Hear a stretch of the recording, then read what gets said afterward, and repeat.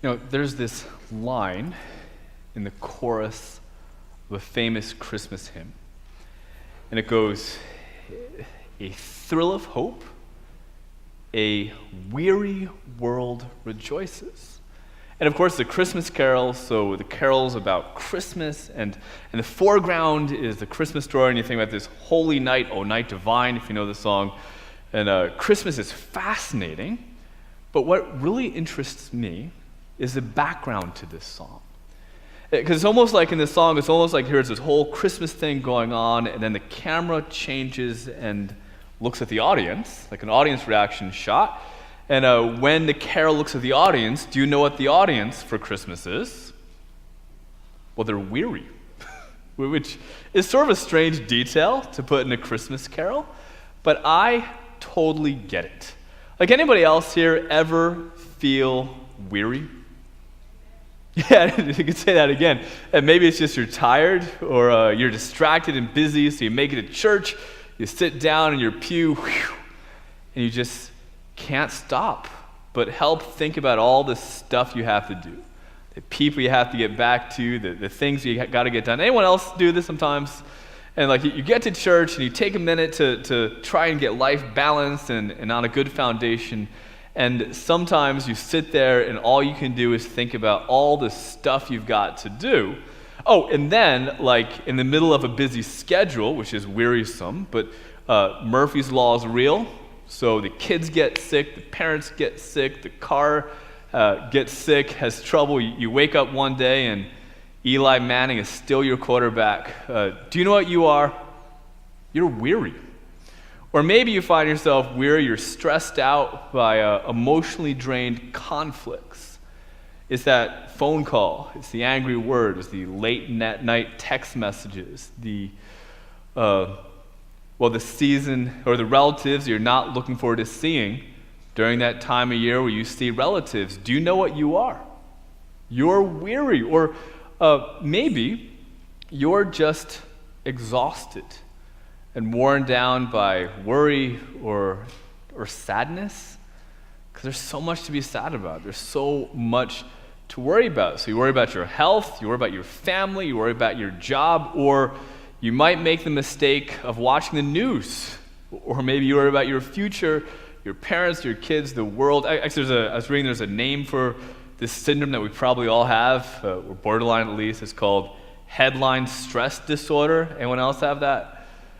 Or maybe you just miss the days that seem so much better than they do now.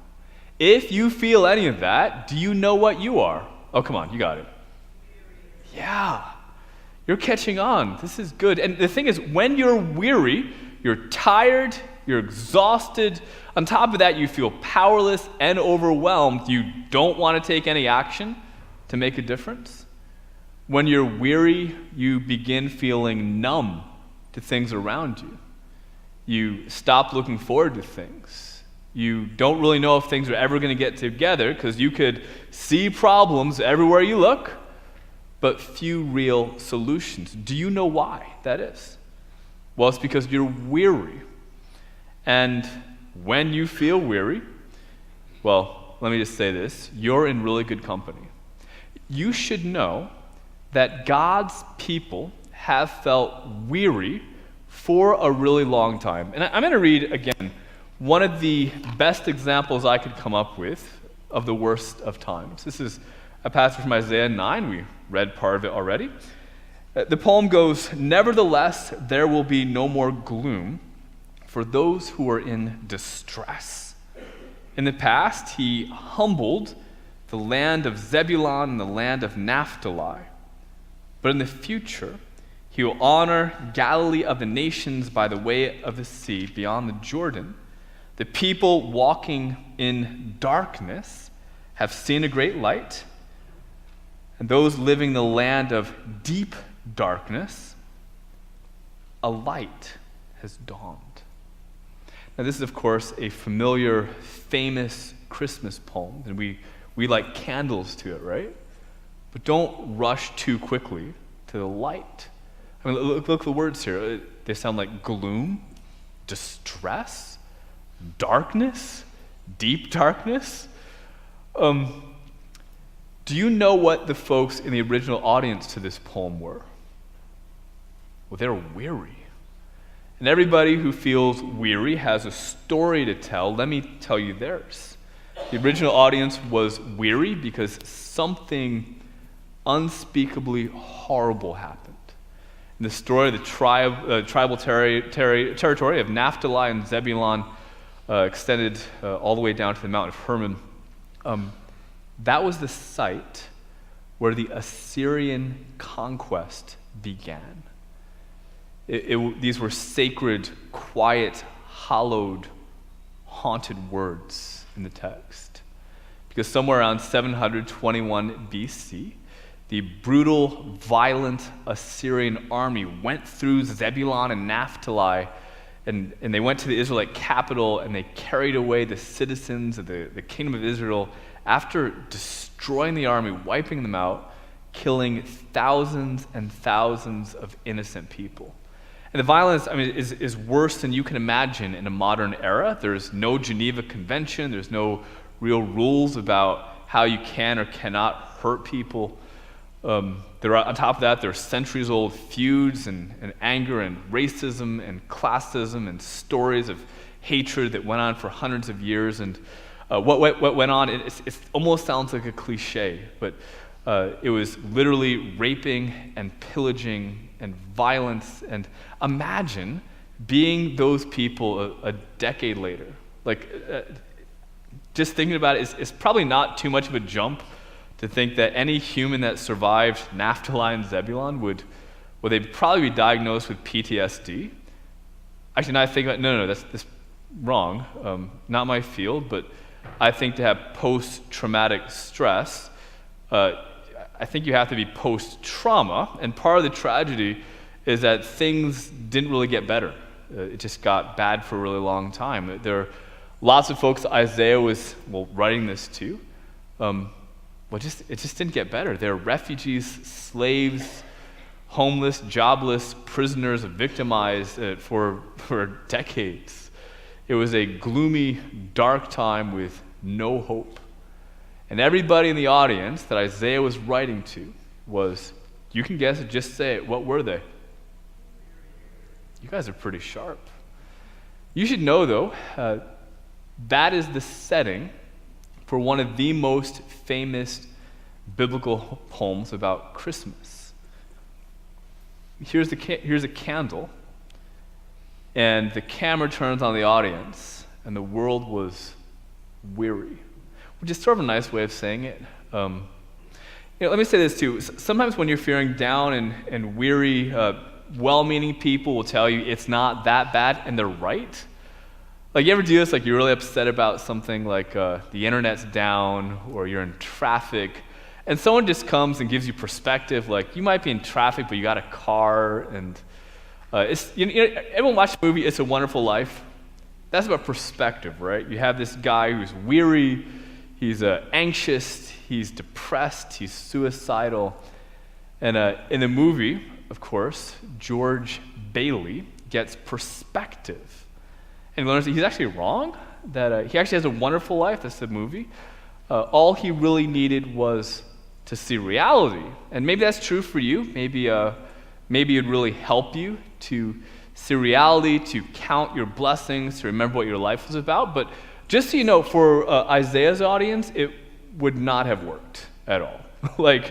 These folks felt weary and helpless and distressed, and they actually were. Perspective wasn't going to help.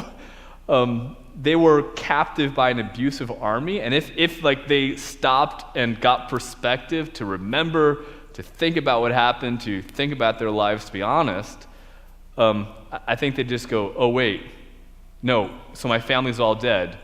All my stuff's stolen. My house is burned down. I was trying to forget about that. Perspective isn't really helping.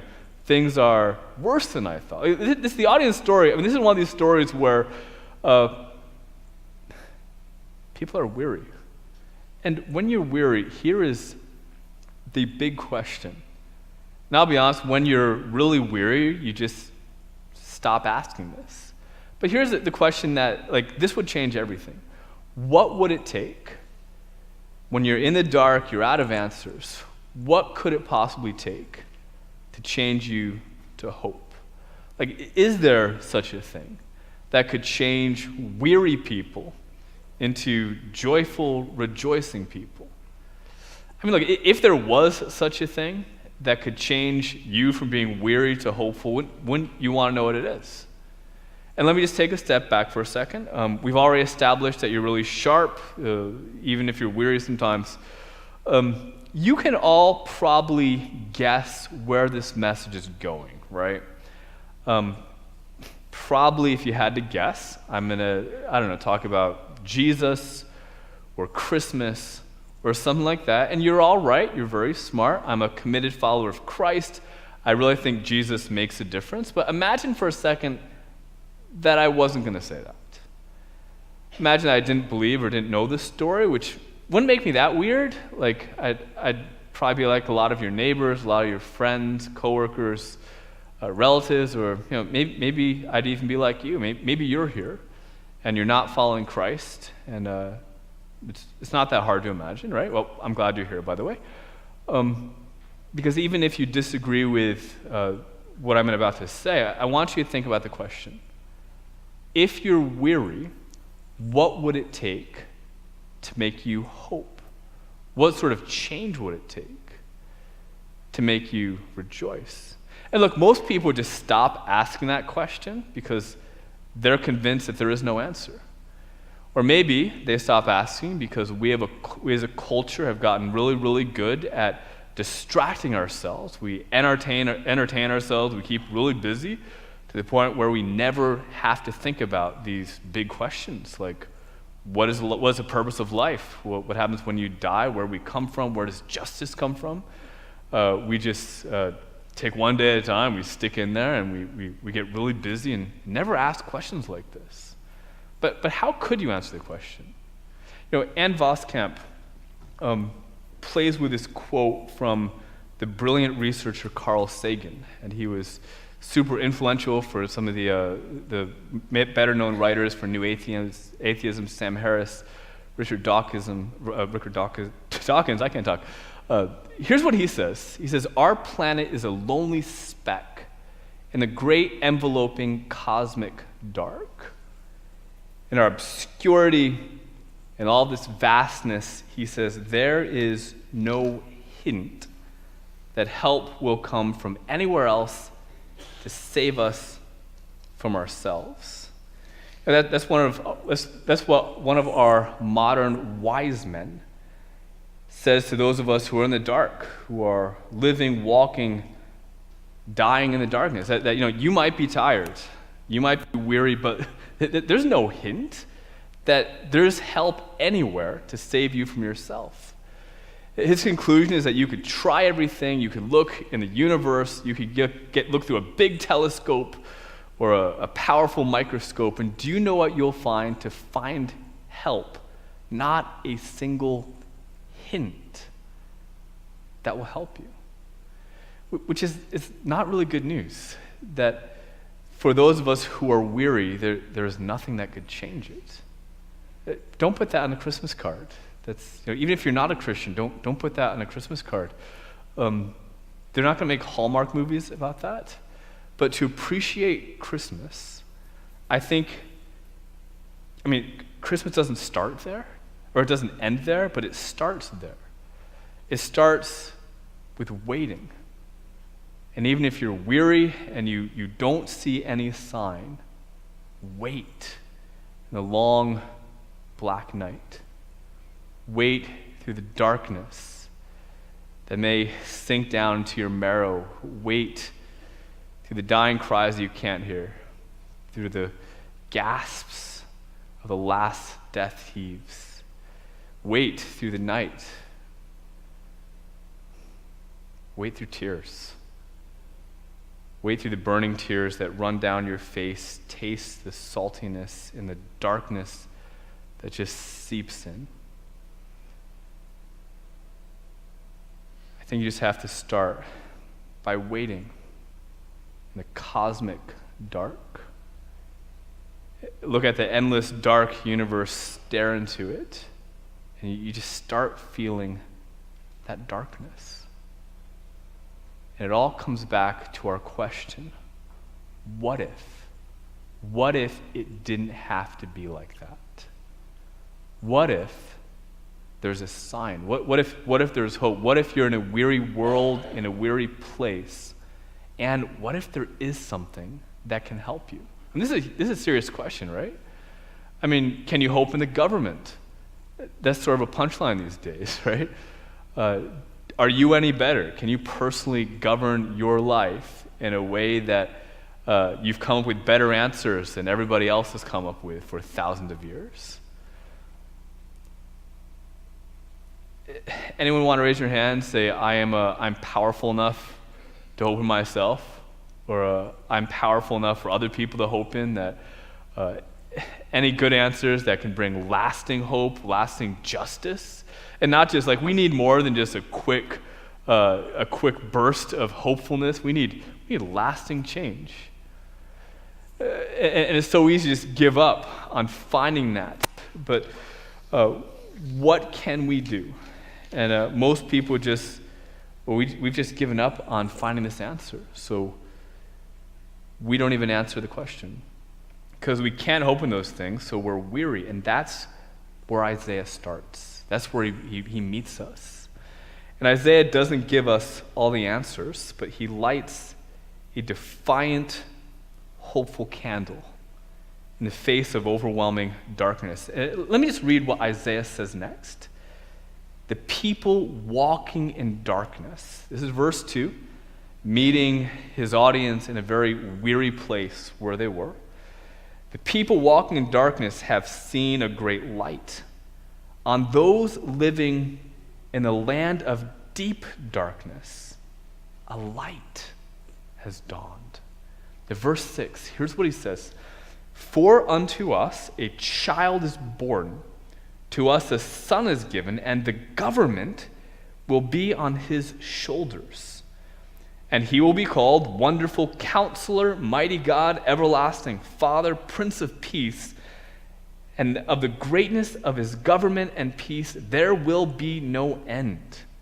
He will reign on David's throne and over his kingdom, establishing and upholding it with justice and righteousness from that time on and forever. The zeal of the Lord Almighty will accomplish this. Now, how could this change you from being a weary person to a rejoicing person? Well, Isaiah is saying in words carefully chosen that the Messiah, Jesus, is exactly that thing that every weary, gloomy sinner deep down desperately needs. That if our problem is really sin, then Jesus, in poetic words, he declares that Jesus is what we need. And I thought about this. I've preached on this text before, and the last time I went to sort of the details of the text and talked about all the titles and the nuance and the background and what this would have meant to people during the exile, and that's super important, but I already talked about that. This time, I'm going to do something a little bit different, and I'm using sort of an outline from Paul David Tripp, and what he does is he gives, well, sort of some big picture things, and each one of these outline points, you could point to where it comes from in the text. I'm not going to spend a lot of time connecting it. I just want to tell you how Jesus, how this representative candle here, this light, changes the darkness, and how following Jesus has the potential to change you from being a weary, hopeless person to being a rejoicing, hopeful person. Here's what it says. Isaiah offers, light, candle. He doesn't, it's not a blueprint. Isaiah doesn't offer you all the answers to all your problems. He just gives you hope. And here's what that looks like. The first thing Isaiah says is that the government will rest on the shoulders of Jesus. I mean, think about it. What do weary people really need? When you're struggling, what do sinners need? You know what we need? We need freedom from the bondage of our own selfishness. The fact is, one of the reasons why we're weary is that we and everybody around us are governed by, well, selfishness and the forces of sin fighting with us. And what we need to do is we need to be welcomed into the rule of the one who frees us from sin, whose rule is just, whose rule is wise, Jesus himself. And the fact is, we can't even govern ourselves well. We need Jesus to govern us. The second thing Isaiah offers us is this hope that Jesus would be you probably saw the language there, a wonderful counselor to us all. And here's part of the problem. Sin messes us up. It makes us selfish and it makes us foolish. If you've ever fought with addiction or a bad habit or a bad series of decisions, you know that naturally we sort of make bad decisions. Like everyone says, follow your heart, but then like when you tell the cardiologist that your heart just wants to eat more fried chicken, you kind of come to the conclusion that maybe your heart's wrong sometimes. You need a wonderful counselor to guide your impulses, to change your desires. Jesus comes to rescue fools like me from ourselves. Third thing, we have the hope. I love this one. This represents the hope that Jesus would unleash almighty power on our behalf. The fact is, you and I can't do what we need to do. We can't make the change that we need to make, even changes as small as the ones in our own heart. You have dreams bigger than what you can do. You have a calling bigger than what you can accomplish. This candle represents the fact that the power of God, we sang this song about the almighty, actually it's really funny, the second song Adam led us in, Colette, she just kept singing, he shall reign forevermore. Like no matter what everyone else was singing, it was great, a little strange, but that the almighty reign of God will follow you wherever you go. Fourth thing, man, I love this one. We have hope that Jesus will give to us his loving care. Part of the reason why you're weary is I think all of us get a little insecure about who we are. We get lonely, we feel like we need love and affirmation, and this candle represents the fact that Jesus calls you by name. And because of Christ, God adopts you as a son or daughter of the Most High. That you can find comfort in the fact that I belong to God himself. That's what this candle represents. That if you're like Isaiah's audience in the exile and you lost everything, you still have everything in the riches of Christ. Number 5, I love how Isaiah articulates this. This candle represents the hope that Jesus' reign will be righteous and just in every way. There is no perfect ruler other than Christ. Everyone's a little bit selfish. We're all messed up. We have blind spots. We who follow Jesus, though, are following someone whose sense of justice and righteousness is perfect. And number 6, it's eternal. So it's not as though we hope in something that we may have a good run or may have a good couple years. Jesus rules for eternity. And lastly, and I don't have as much time as I'd like to flesh this one out, this candle represents the fact that Jesus, or God himself, keeps his promises.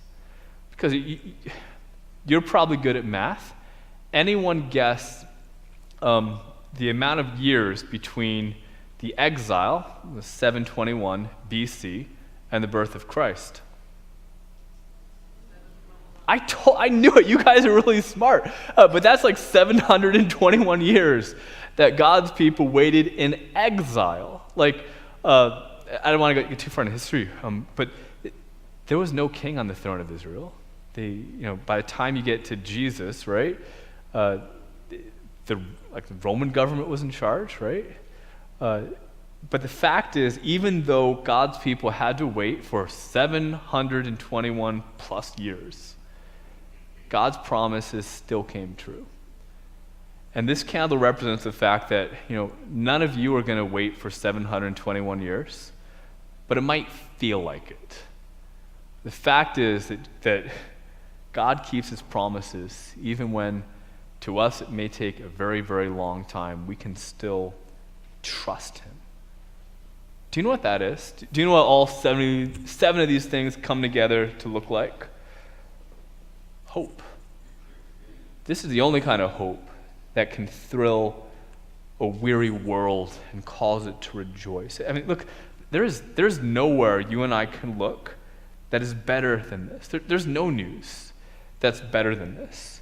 This is so much more than decorations and gifts and food. This is a season about hope for sinners, carried into the world on the shoulders of Jesus. And look, the light never comes the way you might expect it.